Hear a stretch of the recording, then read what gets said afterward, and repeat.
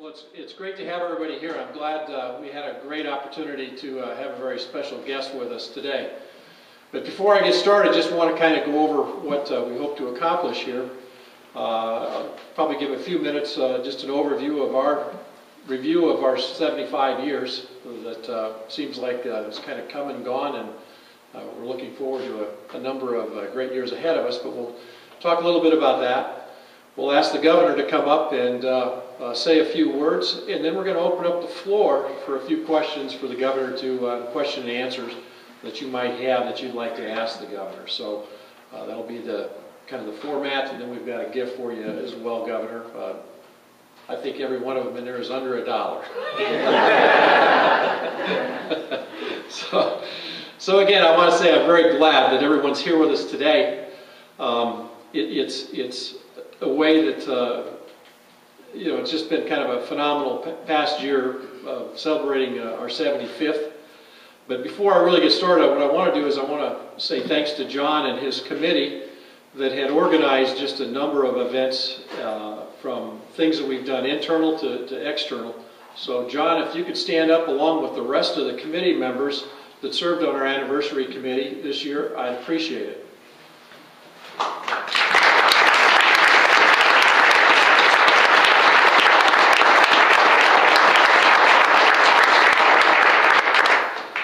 Well, marking our 75th anniversary is a big deal for us, and without any of you, it wouldn't be the same.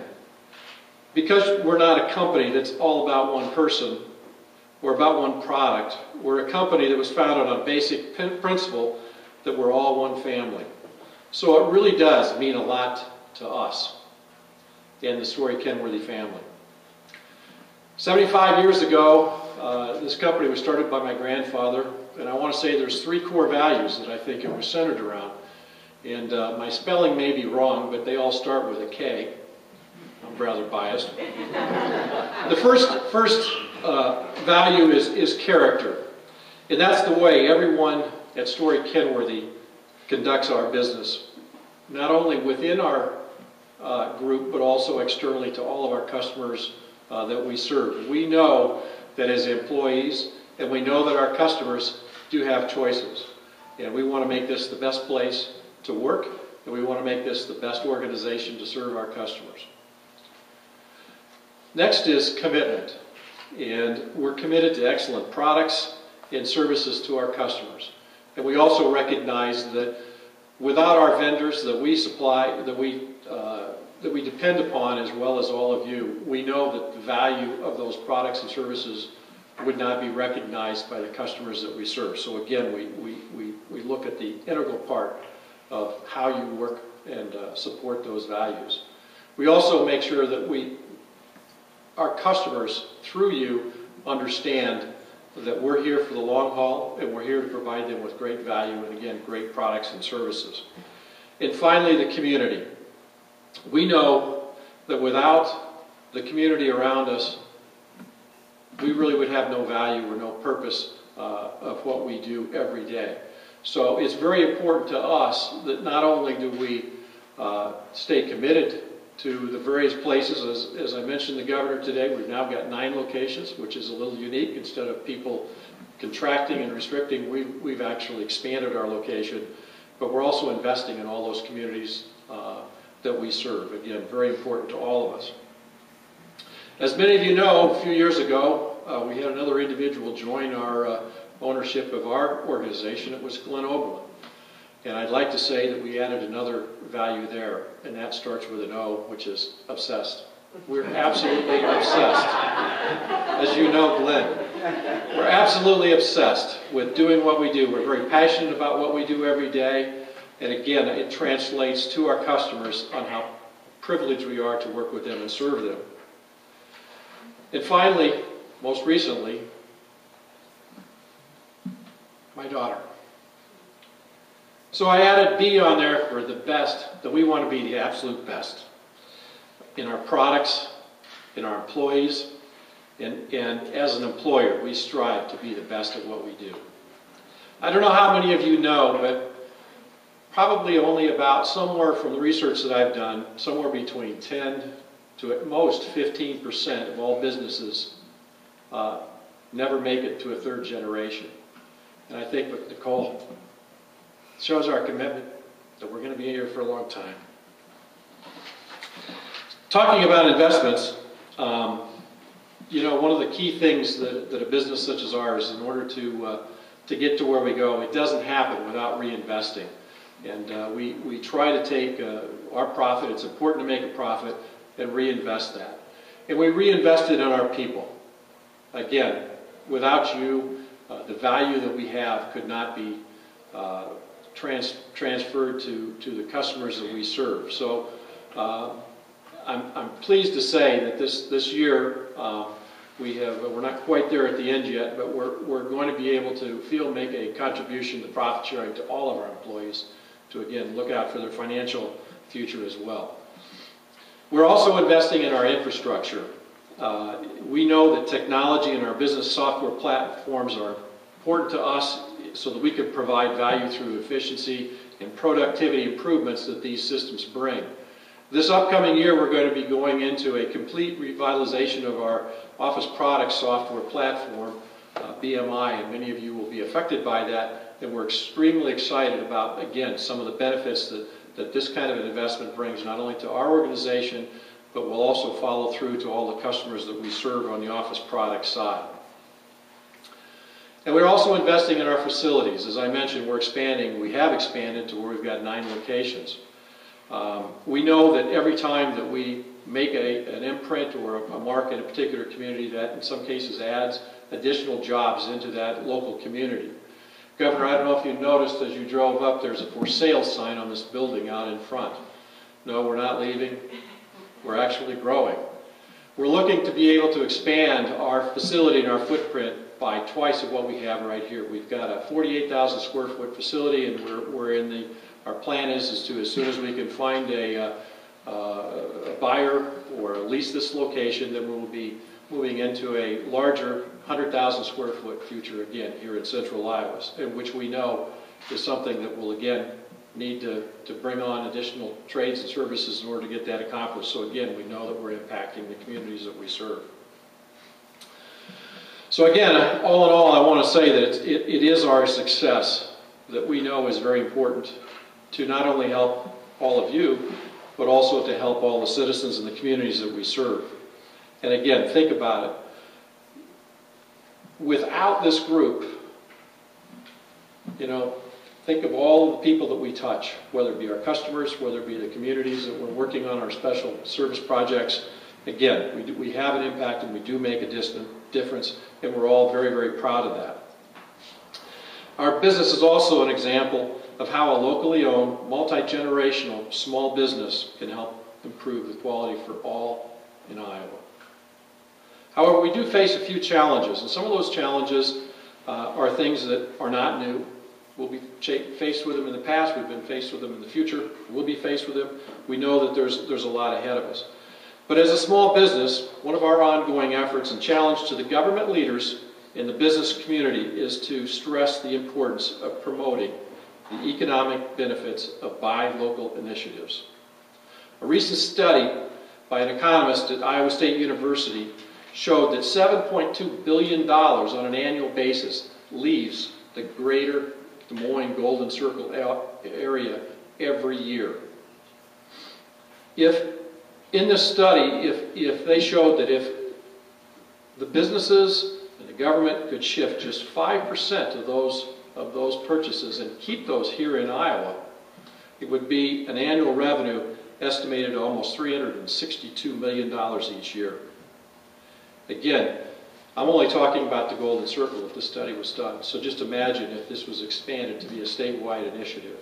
Again, to be tied in with some of the other economic development initiatives that you have to bring other businesses not only to Iowa, but also to keep those dollars that are being spent here. So as the CEO of Iowa, Governor, we want to thank you for all your efforts. We hope that you'll champion the efforts of developing more diversified economic development plans, would also include a buy local component. While progress has been made, it's on the behalf of all the people in this room, respectfully asked that you continue the efforts on this topic that is critical to the success of our company and all Iowans. Governor, the state of Iowa continues to have a bright future with your leadership, and we know the impact of leaders like yourself who are in tune with the concerns of businesses and the local citizens can have on all of Iowa. And finally, I again would like to say on behalf of the owners and the family of Storey Kenworthy, I want to express our appreciation to all of you who come to work every single day with a renewed commitment to our business and our customers. Many businesses don't survive 5 years, let alone 75 years. But because of the unique way that we do and go about doing our business and our passion for what we do, we know we have a bright future ahead of ourselves as well. Again, I want to thank all of you today. Now it's going to be my privilege to introduce our very special guest, Governor Brandstad. Just to give you a little background, Governor Brandstad was born and raised here in Iowa as a native of Leland, Iowa. He was elected to the House in 1972, 74, and 76, and was elected Lieutenant Governor in 1978. Governor Brandstad was the longest serving governor from 1983 to 1999. As the state's chief executive, he weathered some of the worst economic turmoil, the farm crisis of the 80s, while helping to lead the state's resurgence to a booming economy in the 90s. As a result of Governor Brandstad's hands-on efforts and around-the-clock approach to economic development, the Iowa unemployment rate at that time went from 8.5% when he took office to a record low of 2.5% by the time he left in 1999. Following his four terms as governor, he went on to serve as president of Des Moines University. In October of 2009, sensing a need for a change in the way government operated, he wanted to lead Iowa to a comeback. He retired from Des Moines University in 2010 to launch his campaign for governor here in Iowa. He asked State Senator Kim Reynolds to join him in being his running mate as they crisscrossed the state, traveling to all 99 counties, to sharing their commitment to the creation of 2,000 new jobs for Iowans, a 15% reduction in the cost of government, 25% increase in the family income, and a renewal of national excellence in Iowa schools. As a result, they were elected as the governor and lieutenant governor in November of 2010 and sworn in this year in 2011. It's a great privilege and pleasure to have you with us today, Governor.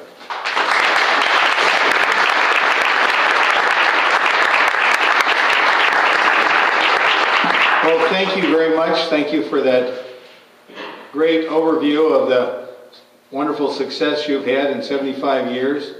And Dave and John and Glenn and Nicole and all of the employees and friends of Storey Kenworthy, it's an honor and a privilege to join you and be part of this 75th anniversary celebration. It sounds like you've done a lot of fun things throughout the year. And I'm pleased to be here for this special event and want to say that looking at the map, we're glad to see you have all these locations in Iowa, all the growth you've had, and you have Iowa suppliers, you have Iowa employees, and we certainly want to help you encourage more people to buy locally and help grow this company and grow our state's economy. I would begin by saying one of my goals is actually 200,000 jobs.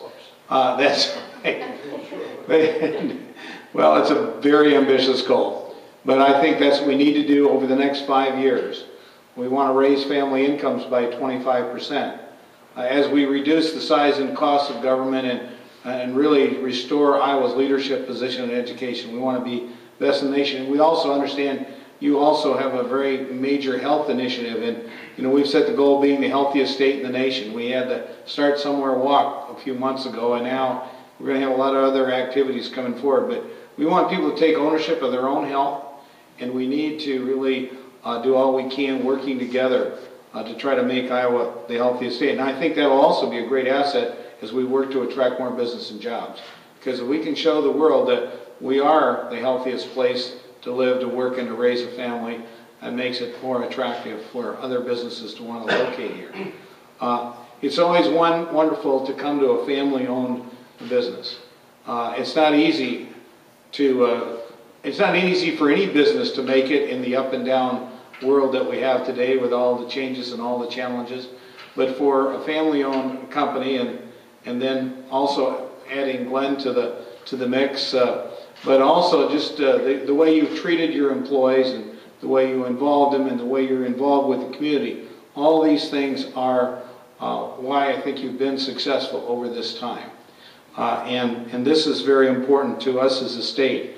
We have a lot of, another company, we have the Maripella here, and you have the Vermeer Company. We were, I think, together at Vermeer last for the National Association of Manufacturers Forum with the presidential candidates, and that's another family-owned business that's really grown and been very, very successful. We need to encourage more of that, and we need to encourage and support those businesses to grow. One of the good things I need to report is because Iowa's unemployment rate is much lower than, although it's still too high, at about 6%, but because we never borrowed any money from the federal government and we're beginning to see a reduction, we're going to see a $96 million reduction in unemployment taxes for Iowa employers beginning next year. That's a very significant step forward, and we're hopeful that'll be just the first of many steps as we go to lower tax tables with more employment in our state. We also are working to reduce the commercial property tax. As you know, the property tax burden on this building and similar commercial buildings in Iowa is among the highest in the country. And that's an impediment. Also, we found, and I spoke at the Immigrant Entrepreneurial Summit recently at Drake University. And it was really interesting. There were 467 people there. Many of them people that immigrated here from Asia or South or Central America, Africa, other places in the world. And many of these people are very entrepreneurial and starting businesses. But usually what happens is they rent space from somebody else. And the way commercial real estate works today is you have a net lease. So the tenant actually is paying the rent, just as people that rent apartments have to pay essentially are paying the property taxes in order to support that. And so having that high commercial property taxes not only hurts our big box stores and commercial property owners, it hurts the tenants that are paying those property taxes. So we are working really hard, and we have a comprehensive plan to limit property taxes for all classes of property, but specifically over the next several years, reduce that commercial property tax. And I think it's one of the best things we can do to encourage more startup businesses, more family-owned businesses, and more growth in our state. I want to congratulate you on your success. And told me about the purchase of the company up in Waterloo and the jobs that not only you saved, but the new jobs have been added there. 9 locations, 160 employees. Storey Kenworthy is an example of a great Iowa business that we're very proud of, and that's why when you invited me to come and participate in this, I was really pleased and honored that it worked into the schedule we could do it. Iowa is a state of a lot of small businesses. 97.3% of Iowa's employers, and that's 261,262, are small business. So, we do have some big businesses or bigger companies that employ a number of people, but we have a lot of small business in our state, and the more that we can encourage people to buy locally, to grow our small business, the more vibrant and successful our economy is going to be. And I want to again thank you for your support for the community and for the nonprofit organizations that really add to the quality of life that we have here in central Iowa. I think we're really blessed. I came to the legislature, as you said, back in the 70s. when it was a pretty blighted area between the river and the Capitol. And now we've seen this whole East Village revitalization and seen just a lot of success, and a lot of success just generally in Des Moines and in central Iowa. And I believe we can do that throughout the state. I was also governor during the farm crisis of the 80s. And now agriculture is the strongest part of our economy. And land values last year went up a record amount. And and corn and soybeans and cattle and hogs and even milk and eggs are all profitable. Not very many times in my lifetime I can remember we all had that at one time.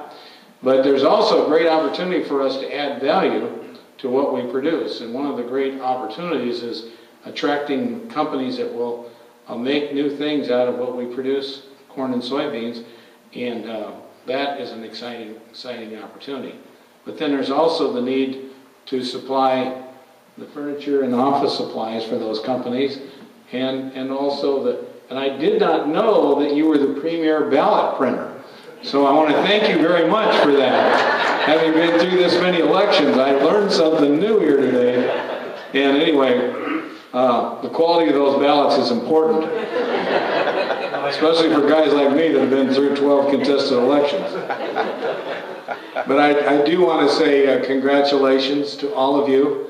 We know it's a team effort for a company like this, and we've been through a challenging time in our economy, and I'm pleased to hear that things have been picking up in your business, and we see that happening, not as fast as we'd like, but across the state. And we're working, the Lieutenant Governor and I are working very hard on that every day to attract more business and jobs. And we're calling on, in fact, I'm going to Kentucky to see a company, Alltech, that recently put an operation up in Ames. And then we're making many other calls. I'm going down to St. Louis to see Monsanto, which has jobs up in Ankeny, and many others. So, but the best opportunity, I think, comes from the small business and the entrepreneurs that continue to invest and grow in our state. So to all of you that have helped make this success, I just want to say congratulations. I have just a small certificate of recognition. I'd ask Dave and John to come up, and I don't know if you want Glenn to join you, or... Sure, come on up, Glenn. So we put it in plastic because in case it was snowing when it came.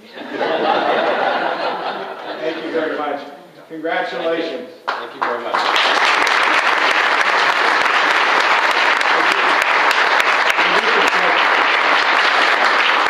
I'll be glad to answer questions. So I just did a press conference this morning, so I'm in practice. So. Okay. Hey, Governor, with your goal of 200,000 new jobs, does your administration have plans in place to ensure that government agencies buy locally where they can, which would in turn create jobs and stimulate the economy? Absolutely. We're interested in encouraging our agencies to buy locally because it benefits the Iowa economy. I brought in Mike Carroll to be the new head of the Department of Administrative Services. We're presently kind of reviewing all of the, in fact, this morning, the state auditor, David Vout, came out with an audit of some of our contract provisions. And so we're going to be reviewing all of our contract provisions to see how we can be more efficient, how we can do a better job, how we can do more business locally. So and it's a real timely question because the auditor literally came out with that today. Now, we inherited some old contracts that we'd like to see changed. And some of those we actually have to negotiate with the labor unions and things like that. Some of those things we can do on our own. But obviously we want to do it right, we want to do it well, and we want to do it in a way that's going to help build and grow the Iowa economy. I learned a long time ago too, and I'm sure Dave and John would say the same thing. You can't do this by yourself. You surround yourself with the best, most talented, capable people you can. So when I got the opportunity to come back as governor, and I tried to do the same thing when I was at Des Moines University, but really choose, the right people to be in their key positions, whether it's on your staff or department heads in key positions, state government. And the people you choose are going to make all the difference in the world, because you choose people that are smart, have good judgment, and certainly have the skills that are necessary, and then give them the authority to do the job. But the leader's responsibility is kind of articulate the vision and try to put in place, you know, the tax and business climate that's going to help grow the state. But then you need a great team to work with you. And I think I'm real pleased with the people we've been able to attract in these various key positions. And Department of Administrative Services is one example where I think Mike Carroll's doing some good work. Other questions? Yes? Thank you for coming today. You're welcome. You accepted a $7 million grant to help set up the insurance exchanges despite your opposition to the health care reform law. Do you think you must read the Des Moines Register editorial. This is a two-part. No. Holy sucks, I didn't think this was a press conference. Go ahead, that's all right. Hey, I was expecting this question this morning at the press conference, but go ahead. Did no one ask? They didn't ask it, no. All right. Do you think it is realistic to require everyone to have insurance, and will the exchanges help to control the rising costs of health insurance? Okay. Well, first and foremost, I don't think the federal government should be requiring everybody. This is the first time, I think, in American history where the federal government has basically said you have to buy a product.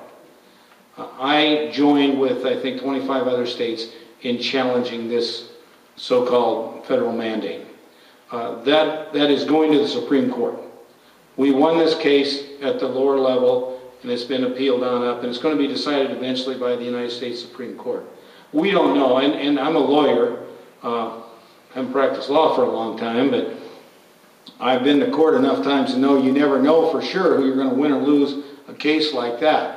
The other thing that concerns me about the health care plan that was passed, Obama's health care plan, is it's not sustainable or affordable.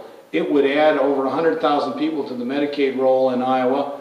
When I was governor before, Medicaid was less than 12% of our budget. It's now over 16% of our budget. We think we need to take it. That's why we've initiated this Healthiest State initiative, and we're trying to get people to take ownership of their own health. Because if we think that turning it over to the federal government is going to solve our problem, it isn't. Because all you have to do is look at Europe and look at the financial mess they're in, because they've been so heavily reliant on government and they've racked up so much debt, and we are going the same direction. And many Americans are very, very concerned and fearful and know that we have to change direction. So I'm confident that if Obama's health care is not repealed, it's going to be dramatically reformed and changed, because it's just not affordable or sustainable. The federal government can't increase the national debt by over $1 trillion a year after year. Or we get to the point where the national debt is bigger than the economy of the country. However, because it is these exchanges, and by the way, we are going to use the grant that we have received from the federal government to update our technology in terms of our Medicaid program that we already have in place, and position us if the exchanges go forward. And by the way, there's different type of approaches towards exchanges. The state of Utah has put together an exchange approach that is more private-oriented. The state of Massachusetts has another approach. Our approach would be probably more like Utah than what we've seen in Massachusetts. But we also are looking to see, can we get essentially a substantial waiver that would let us put our own plan together? Here in the state of Iowa, we only have 2 medical schools. We have 2 big healthcare systems, the Iowa Health System and the Mercy System. We've got the University of Iowa and Des Moines University Medical Schools, and we've got Wellmark, which has the biggest share of our healthcare. And now if we can get all of those, and we have historically had among the low costs of health insurance of the 50 states, and we have, although we still have a significant number of people uninsured. We're among the lower states in terms of uninsured. So I think if we could do that on our own, if we could get a waiver like that, we could do it a lot better.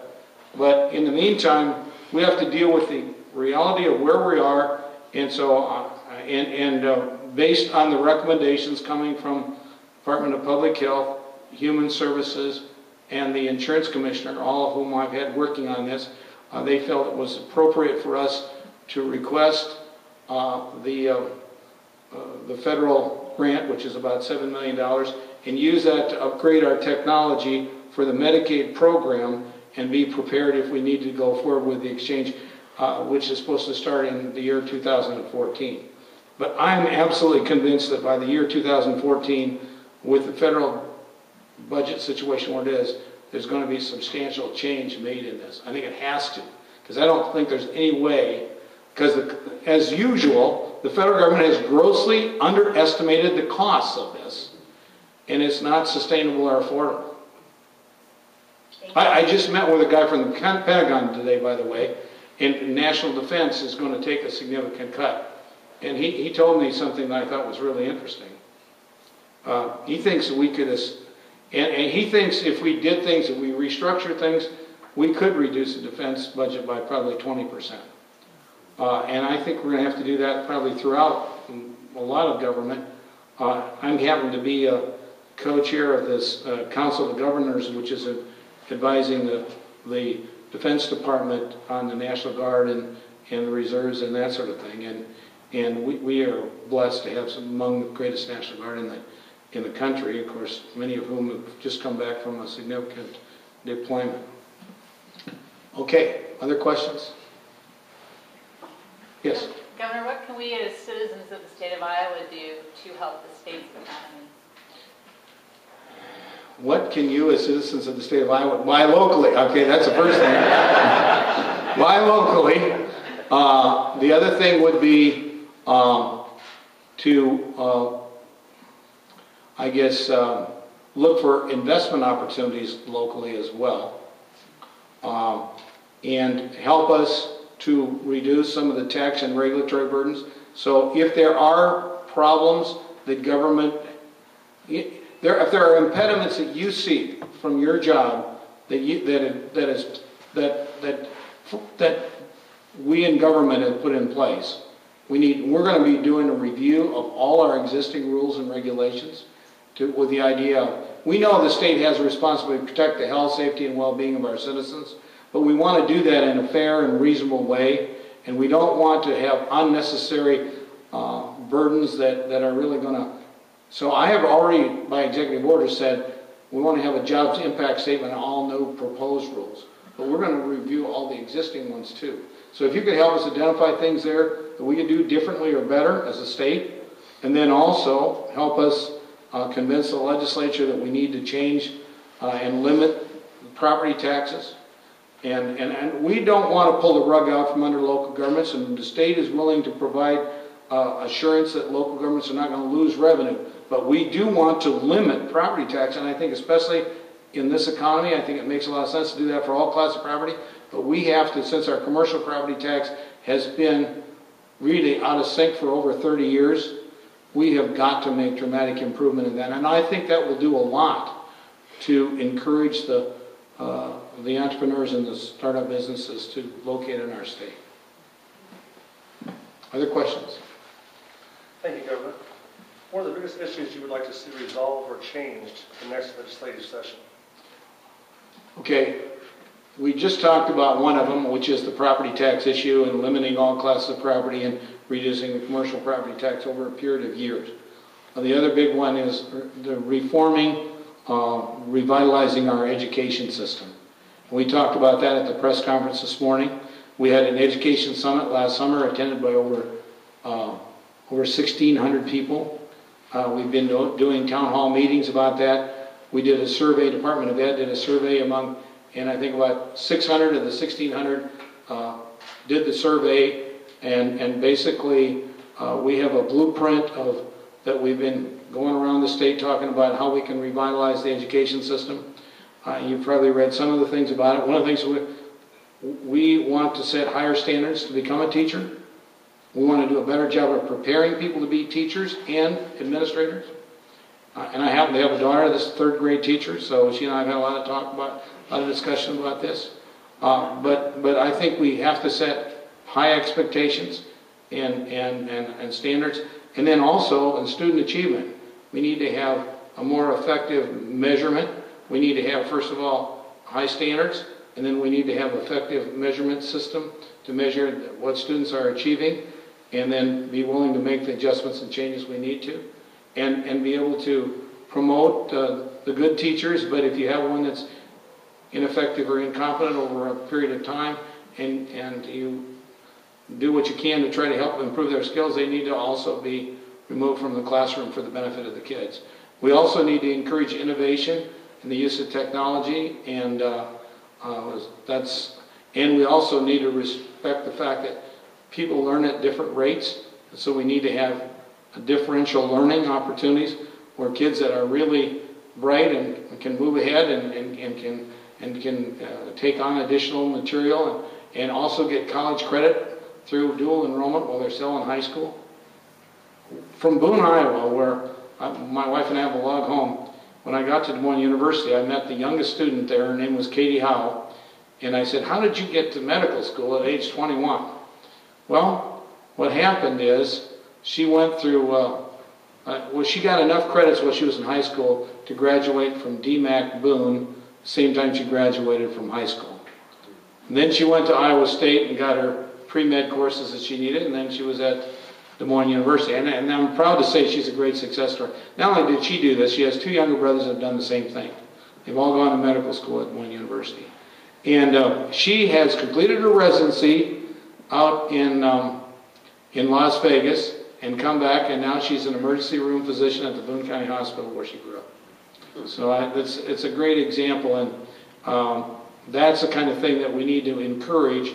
And also, kids that are struggling, we need to make sure that we provide the help to them, especially in the early grades and reading, because if kids don't master reading by the time they're out of third grade, and they go year after year, by that time you read to learn the other subjects, but if you haven't mastered reading, then you're going to fall behind in everything. By the time you get to high school, you're so far behind and frustrated that they're 4 times more likely to drop out. So that's one of the reasons why we really want to focus on making sure that every kid has mastered reading by the time that they've completed third grade, so that we can reduce the dropout rate and people can have the skills for the jobs in the future. And I'm just excited about the opportunities that are there, especially I talked about agriculture and biosciences and all of the opportunities in that area. But those jobs are going to require significant skills in what we call the STEM area: science, technology, engineering, and math. So we really need to focus on those things. Okay, we're down to about one more question. The caucus season's coming to an end. Yeah. January 3rd. Who will you support? Some of these people ask tougher questions than the press. I've always tried to be a really good host, and so I have not endorsed any candidate. I said, we need to choose the candidate we think is the strongest, the best, has the best vision and plan to get this country back on track. I'm convinced that we cannot spend our way to prosperity, borrow our way to prosperity. I think the stimulus has been a colossal failure. So I think we need a new direction, and I'm looking for someone. And there's no such thing as a perfect candidate, but I think we need to choose the one we think is the best.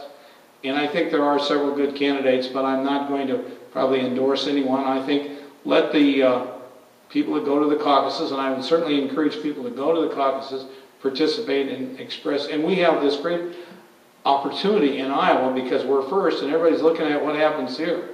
And so we need to take it, and I think Iowans take it very seriously. But I think we need to take it very seriously, and we need to choose the one we think will be the best, the one that we think can be the best leader for America and get us back on track. We're a great country, but I just think that we're burdened with too much debt and not enough focus on how we reduce the regulatory and tax burden on the private sector, which is the engine that's got to grow our economy. So I know that's not an endorsement of any candidate, but I would just encourage you, make up your own mind. I'm humble enough to think that my endorsement probably isn't going to change a lot of people's minds anyway, because Iowa people are pretty independent, thinking people, and they don't necessarily just take somebody else's word for who they think they ought to vote for. So you make up your own mind on that, but I would encourage people to participate on January 3rd. And my goal as governor is I want to keep the Iowa caucuses. Boy, it's great for the Iowa economy. We're going to have a lot of out-of-staters in here spending money, and they're buying all these TV commercials and going out to eat and all of those things. Those things are all good for the Iowa economy, so I don't want to lose that. Okay, thank you very much.